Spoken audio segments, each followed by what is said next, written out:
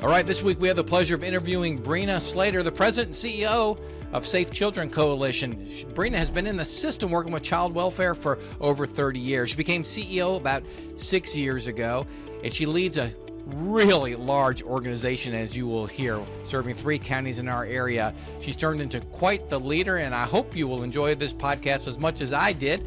Here we go, Brena Slater. Hey, did you know that we have a YouTube channel with all these podcasts and video? You get to see what's going on, what we look like when we're doing these podcasts. So if you'd like to go take a look, it's youtube.com/@thecorley-company. We'll see you there. Brena, I tell you what, tell the audience a little bit about yourself, your history, and how you came to be president and CEO of the Safe Children Coalition. Thank you, Michael, and thank you for inviting me to speak with you today. So I've been doing child welfare for well over 30 years now. It's been my heart, my passion, and I've worked in many roles with doing case management, child protective investigations, and several other roles with the Department of Children and Families. And about 12 years ago, I came to the Safe Children Coalition as the vice president over the community-based care agencies. So we run all of the foster care for Sarasota, Manatee, and DeSoto counties. We also do the adoptions and all kinds of anything diversion, prevention, anything child welfare related, we do. And then about 6 years ago, I became the CEO. Well, this is no small organization. I know that. So you can share with the audience a little bit about the size and scope and really the breadth of what you are leading.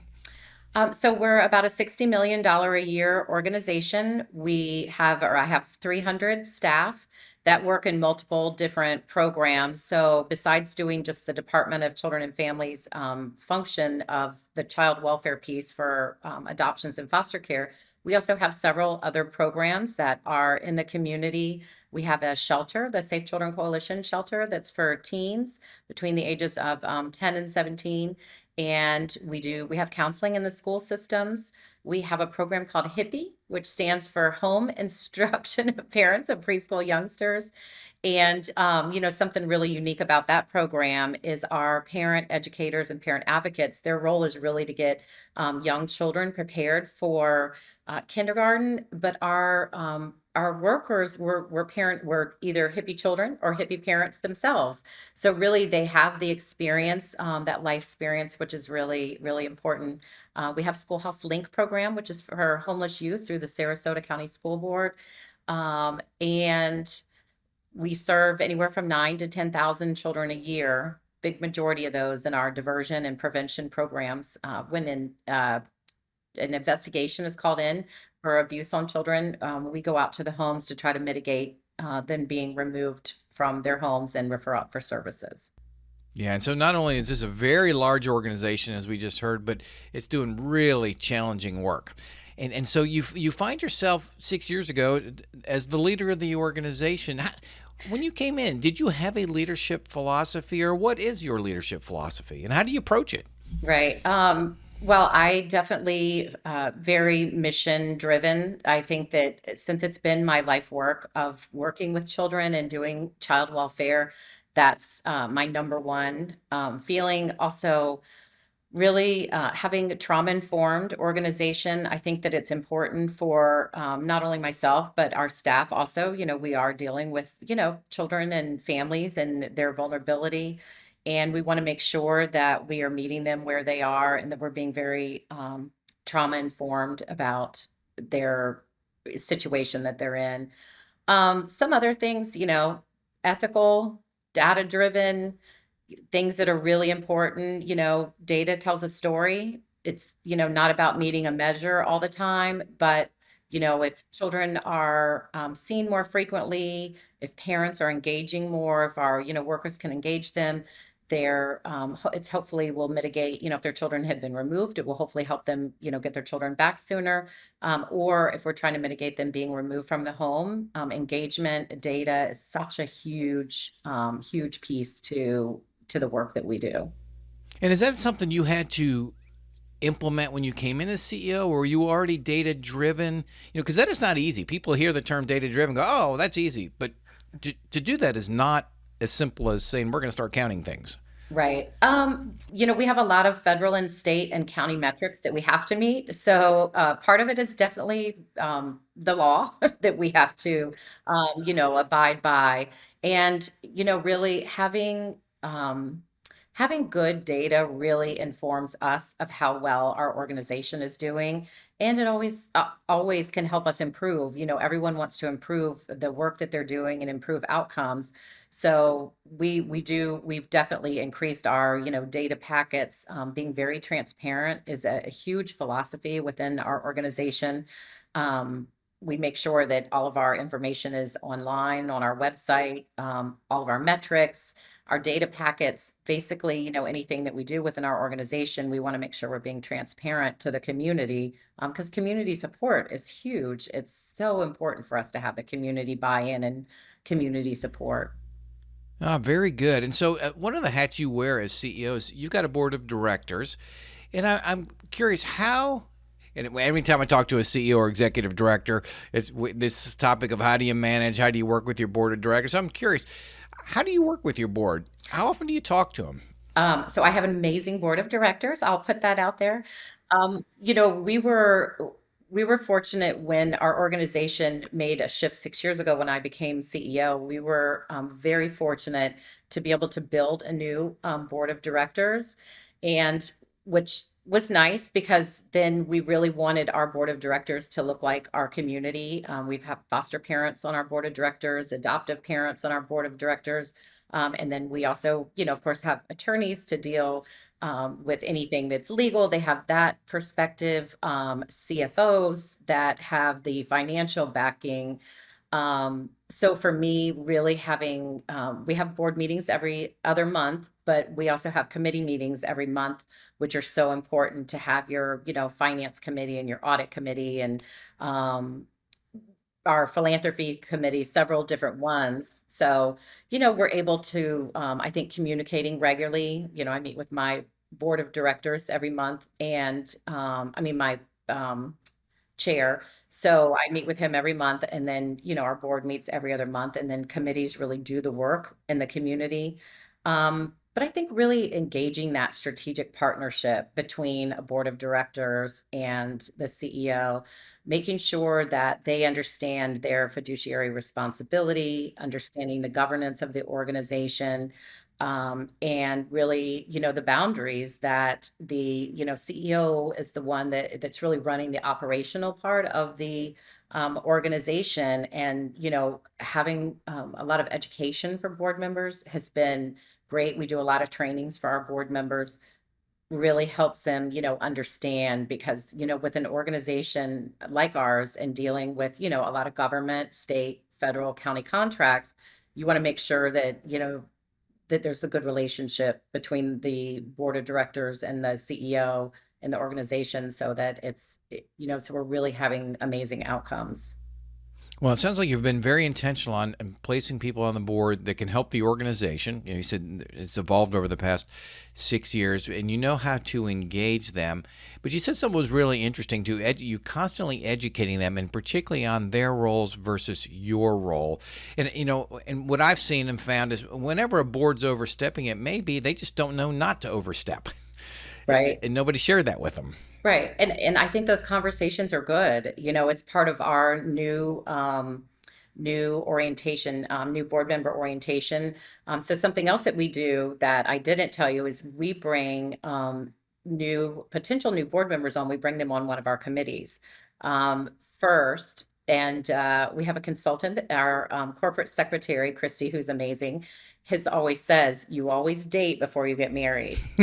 So that is, that's what we really try to do is make sure, because we want to make sure any board of directors that, that they like us just as much as we like them.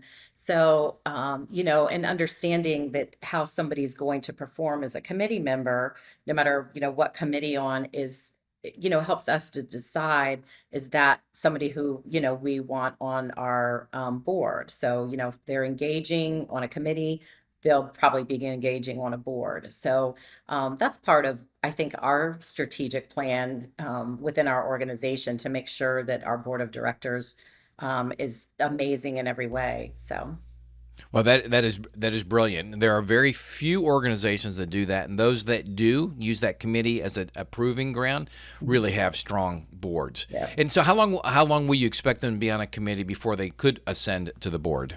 It's generally 8 months to a year. Somebody will stay on a committee, because they meet monthly, and you really get the feel for somebody whenever you meet with them every month. And again, we have a platform. It's boardable, but we make sure all the information is in there and make sure that all of the committee members have everything they need to know what we're going to discuss. We make sure we always have an agenda. We always take minutes. Um, that our information is public. We because we're state funded mostly, where everything is in the Sunshine Law. We post them, so all of our minutes are public, and but really making sure that really that the committee members as well as the board members are informed. Again, that transparency is such a huge key to a good relationship with a board of directors, I think. Well, very good for you. And for those she snuck in the word Boardable in there. That is a platform that boards can use to consolidate information. And so, how long would y'all start to implement that something like a Boardable? We started probably I think 6 years ago. Whenever we started, we had a different, it was more like the emailing back and forth. Yes, I will say, COVID really changed all of our lives, as you know, and I did become CEO right before COVID, so that was interesting, taking my first CEO job when COVID came. But our agency, because we have children in, our temporary custody and care, and then, children that are adoption are in our permanent care. We didn't get to close during COVID, so it was a learning, definitely a learning process with technology. So Boardable has been an absolute amazing platform for making sure that all of the members have access to everything that they need. Yeah, ultimate and transparency. I like that. So you become CEO, and then all of a sudden you've got this staff, all these people reporting to you that you didn't have reporting to you before. Maybe they were peers prior to. How do you approach working with the people that report to you from a meeting structure and interaction structure? Right. So, again, technology has become our friend over the last many years, because we do work in three different counties, or we have buildings in Sarasota, Manatee, and DeSoto. And we do have some staff that are work from home. We have staff that are hybrid, and then we have staff that are in the office. So, one of the best ways, I think, communication, of course, could be by email, but we will do weekly or biweekly, senior management team meetings, leadership meetings. We work through our payroll system to make sure we're sending out information to all of our staff. Newsletters, of course, we honor birthdays every month so that everyone knows whose birthday. We do years of service. I think it's important to note that we have several staff that have been with us over 30 years, many staff over 20 years. So, really, a lot of longevity staff that we really want to honor. So, and then we, of course, do annual staff retreats, some fun time for staff, just to kind of get out of the daily grind of, whatever their job is, whether it's, out in the field working with families, or whether it's our support staff that are, providing data services and, doing really that administrative piece to keep the organization going. We want, everyone to get to know each other, because again, three different buildings, three counties, we have contracted organizations. It's hard for people to always know other people that are within our organization. Oh yeah, you got to be very intentional about it. And again, three locations, people home, people working in the office. I can only imagine the challenge. So I'm going to ask you about, maybe this could have been one of your biggest challenges. So at some point you were doing the work of child welfare. That was your passion. You're helping these kids and these families. Then you get the fancy title. Now you got the ultimate fancy title. You're CEO. How do you let go, and how do you delegate? How have you made the transition to delegate? Right. It's difficult sometimes. I will say it's definitely difficult, especially because I did run the operations for so many years. Um, for me, it's become very easy having very strong staff around me. having just amazing, COO and vice presidents over the different departments that are running their area. Again, a lot of communication and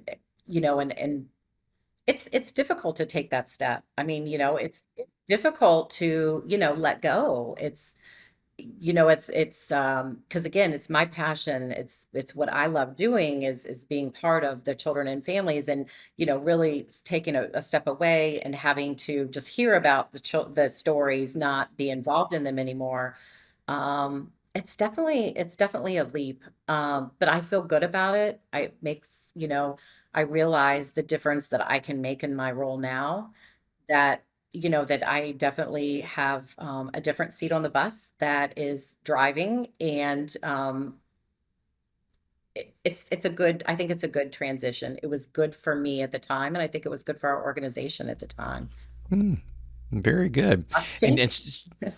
and so you recently started a major project, building a new foster center, and I'm probably butchering the words a little bit, but major capital effort. So how did you prepare the board for this Mhm. and your staff and your volunteers? Could you just walk us through a little bit about the decision making? Yes, we're going to do it, and then Yes. you're like, oh crud, now we're going to do Now it. we're gonna do it.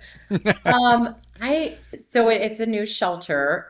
We had an old shelter that was many, many, many years old, like 65 years old, I think, that was on a different campus, that we knew we had to move out of, about 6 years ago, or when I started, and we had to make a decision on building a new one. We were going to renovate again at the time. COVID came, so things got a little bit delayed for fundraising purposes. But we had 2 more years in the building, so we purchased a temporary shelter, and that our children are in now. But we went from 24 beds down to only 12 beds. So we're finding, and that particular shelter is more for community children that are struggling at home, or ungovernable, runaway, or just having some struggles at home and need some time out. So we got with the board. We definitely were very upfront, transparent, talked about strategies with the community, who has been such an amazing support. We went to all of the organizations in the community, and really talked about the need. Our funding, because most of it is government funding, you is used for operations, so you can't use government funding to buy a building. And really, we want to be able to serve as many children as possible. And if we are having to pay rent for a building, it's taking away from services. So, we decided that getting, that vision early on with our board, and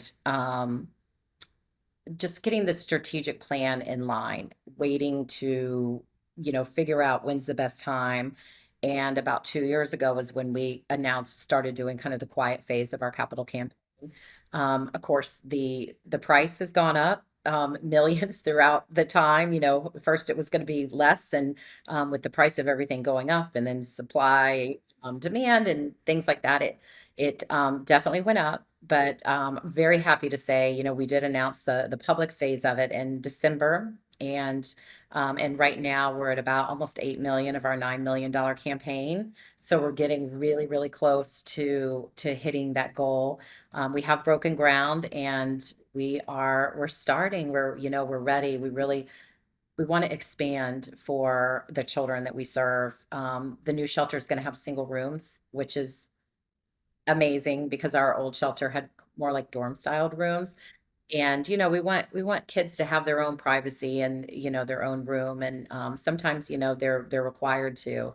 So, yeah, so really getting the board on board, getting the community on board, and I think really the trust that we've built up within the community, and, whether it's the foundations, or, the counties or the state, getting that kind of buy-in, and that's kind of how we started, and we're getting close to the end. It's getting Well, exciting. you certainly are. And so throughout this process, you've had to work closely with your head of development, Jacqueline, I would imagine. So you all really, I guess you're kind of in lockstep as CEO and the head of philanthropy or fundraising. I don't have her title in front of me. You all had to decide we're going to have to work together on this. Jacqueline was one of the first people that I hired when after I became the CEO. She was, of course, it was, you know, kind of the height of COVID. So we did a Zoom interview, and I had never hired anyone over Zoom before. And she lived in the Miami area. And I said, how about if you meet me on Saturday? So, because I never, and so when I met Jacqueline, face to face, I knew right then and there. And I always joke with her and say, I wouldn't have hired you over Zoom because I've never hired anyone over Zoom. But right when we met and we started talking, I knew that wasn't my background, and that was definitely her expertise. And we always joke. She says, I could never ever in a million years do what you do. And I always say, and I could never ever in a million years do what you do. And she said, her goal is to raise the money to help the children and families. She said, I don't want to do any of the case management part of it. I just want to raise the money. So it was the perfect marriage when we met to start. And she's taught me so much about fundraising. I coming from the state, I had never asked for money. We don't ask for money, and it's become very comfortable to, as you saw at our breakfast, I've come to realize that there's so many people in our community that really want to help children and families. And some of them want to help by donating, some of them want to help by volunteering, some of them want to work for us. So I think that it's been a ride over the last couple of years. Oh, I can imagine. So how much time do you spend in a given week, do you think, on fundraising versus maybe operations and board management? Just curious how you split your time. Um, I probably spending I don't know, maybe 10% of my time on fundraising, probably 50% of my time on the operations, and then maybe 60% on operations, and then another 20 to 30% time on um board. And the board goes, even though we only have board meetings every other month, getting packets together, going through, financials, talking strategy on fundraising. There's so many things that go into board, and then governance, is another huge piece.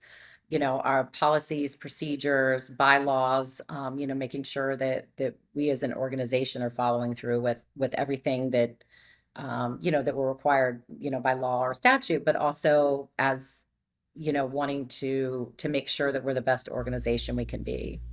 Yeah, and I can imagine the level of detail with the line of business that you're in, how challenging that must be. So, as CEO, what keeps you up at night, and what gets you motivated every day to come in? Well, what keeps you up at night? Well, of course, we're dealing with families that are involved with the system.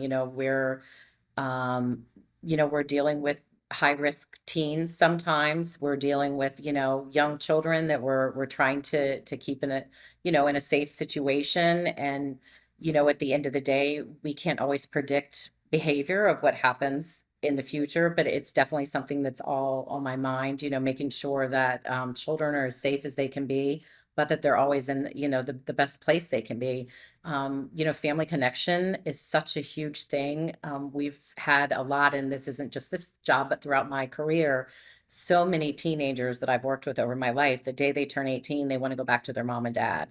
So it's like, you really want to make sure that children are in the best placement. And if they can, be with their parents, while it may not be, yours or my ideal placement, and it's not, how many people would live their lives, if the child's going to go back, when they're 18, our goal is really to make sure that we give them and their parents all the possible resources so that they can have, a good, healthy relationship when they're there. Of course, the shelter fundraising, it's like we need to get that last $1 million. That keeps me up, I'm sure, as well as Jacqueline. Um, and I think that's about all that keeps me up at night. I think that was a very, very good answer, and why you show up at work every day and what keeps you up at night, but more what keeps you motivated. And it's those families and those kids, right? Absolutely. Definitely, the work and the staff, knowing that our staff are making a difference and that they wanna make a difference, it just keeps me motivated every day, whether it's, from the most subordinate position to the highest level. Knowing that they're there making a difference is, I think, what keeps me motivated too after all these years. Well, and you're making a difference in our community too. Brena Slater, President and CEO of the Safe Children Coalition. Thank you so much for coming on today's podcast and sharing some wonderful leadership tips with our audience. Thank you. All right, here we go. We just finished a wonderful interview with Brena Slater. So, Reed, we'd like to know what your takeaways were here on Recapping with Reed. So similar to what we've heard from some other CEOs of very, very large organizations, they take advantage of every single form of communication that they possibly can, from newsletters to monthly calls, weekly calls, leadership. Every single way that they can communicate with their staff, they do it because it is so important for everyone to be on the same page. Yeah, very good point. Number 2. When recruiting board members, Brena focused on those whose expertise would really help the organization and be relevant. So she has lawyers because they're dealing with a lot of federal state funding. She has lived experience, people with lived experience because it's so important. Very good. And number 3. Brena emphasized the trust that they have built in the community and how valuable of an asset that has been, especially when they began this capital campaign, this major capital funding project. The trust that they have built up in their community is extremely important. Yeah, 3 very key points and observations from Reed Corley, Recapping with Reed. And we will I-501 see you all next week.